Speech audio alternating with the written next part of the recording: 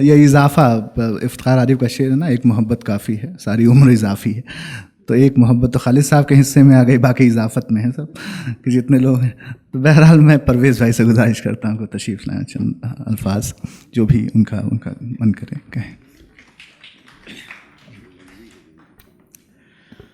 क्या वो 2013 की बात थी, शायद 12 की थी।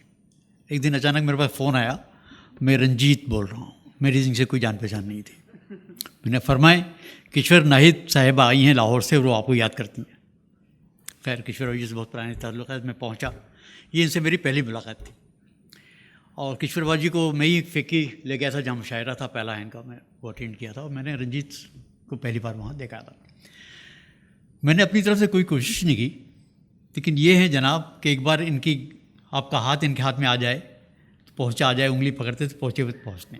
इन्होंने ऐसा मुझे पकड़ा कि आज तक मैं 10 साल हो गए और 10 साल पता ही नहीं चला कब गुजरे।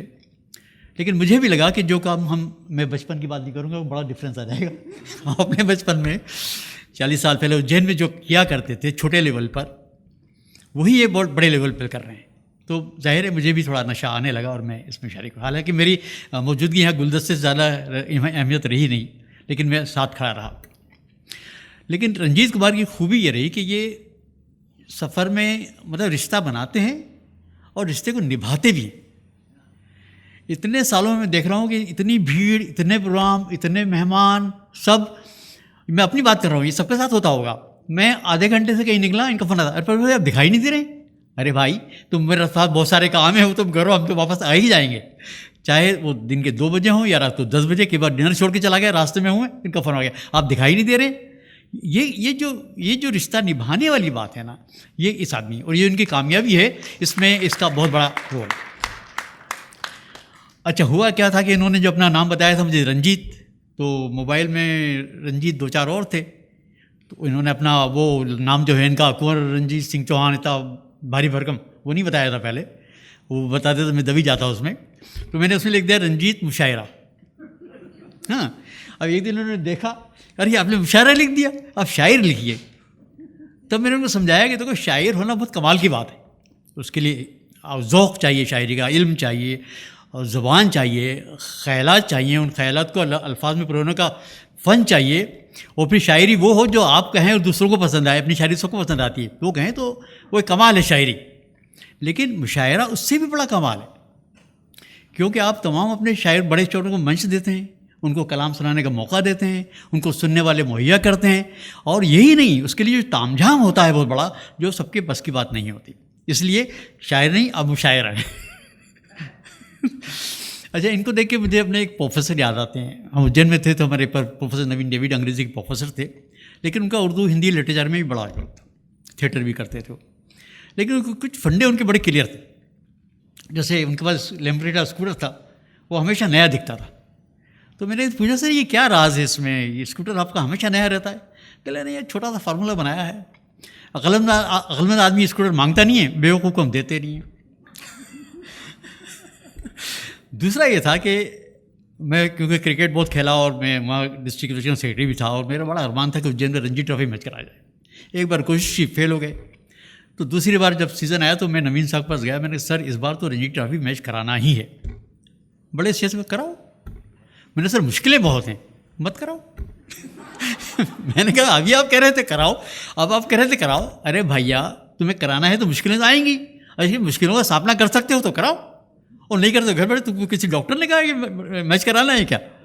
तो ये जो जज्बा होता है ना कि आपने तय किया और मुश्किलें आएंगी, लेकिन आपने एक सोच लिया है उस मंजिल को तक जाना है, तो वो जज्बा उसके साथ होना चाहिए। फिर उसमें जैसे कैप्टन ने बताया कि बहुत सारी मुश्किलें आई, मुश्किलें तो आएंगी ही, दुनिया में आसान कहाँ है।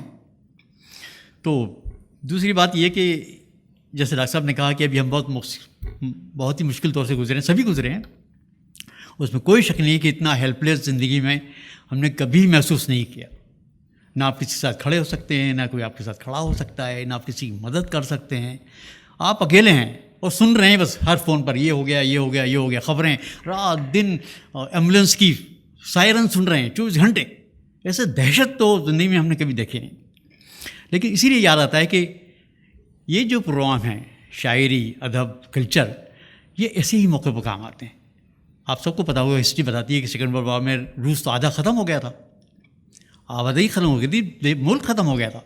तो मुल्क को दोबारा खड़ा किसी फौज ने नहीं किया, किसी पैसे ने नहीं किया, आर्ट कल्चर लिटरेचर ने उस मुल्क को दोबारा खड़ा किया। तो अब ऐसे मौके पर ये आपने जश्न किया है, और बीच बीच में भी रंजीत तो माने नहीं, बीच में भी इन्होंने किया। ये जो सिलसिला है ये एक समाज को एक रिलीफ देने वाला, टेंशन को कम करने वाला है, एक दूसरे से जोड़ने वाला है। क्योंकि इस ज़माने में वैसे ही शायरी अदब में लोगों की दिलचस्पी कम होती है, लेकिन ऐसे माहौल में उसकी ज़रूरत और ज़्यादा हो जाती है। तो मैं चाहूँगा कि खैर इनसे कहने की ज़रूरत ही नहीं, ये तो लगातार लगे ही होते हैं, इसको और जोश के साथ करना चाहिए, उस सबको भुला देना चाहिए। क्योंकि ये शायरी नहीं होगी, अदब नहीं होगा, आर्ट कल्चर नहीं होगा, फ़न नहीं होगा, तो फिर हम कुछ भी नहीं होंगे। इसमें चर्चिल का भी बहुत एक मशहूर कोट है। जब सेकेंड वर्ल्ड वॉर चल रहा था तो पैसे की कमी हुई, तो उनके जो एजुकेशन मिनिस्टर ने सलाह दी कि हम ऐसा करते हैं कि एजुकेशन और आर्ट कल्चर का पैसा डिफेंस फंड डाल देते हैं।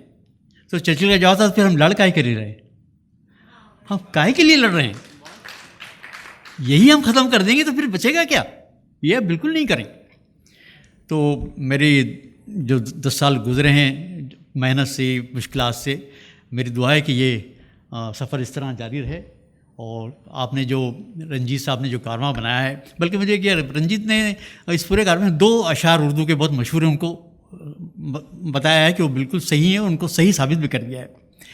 दोनों बहुत मशहूर शायर हैं। पहला तो आतिश साहब का शेर है, सफ़र है शर्त मुसाफिर नवाज बहुते रे, हज़ार हा शजर सायादार राह में। इन्होंने साबित किया है कि आप निकलिए तो आपको मदद करने वाले सायेदार पेड़ों की तरह आपकी जगह जगह मिलेंगे। दूसरा और मशहूर शेर है, मैं अकेला ही चला था जानिबे मंजिल तरफ, लोग साथ आते गए कारवां बनता गया। तो आप देख रहे हैं ये अकेले ही चले थे, ये 2-4 लोगों के साथ चले थे, और इतने शायरों का, अदीबों का, इंटेलेक्चुअल का पूरा कारवां इनके साथ है, और बहुत बड़ी दुनिया इन्होंने क्रिएट की है। तो बहुत बहुत मुबारक हो और शुभकामनाएँ।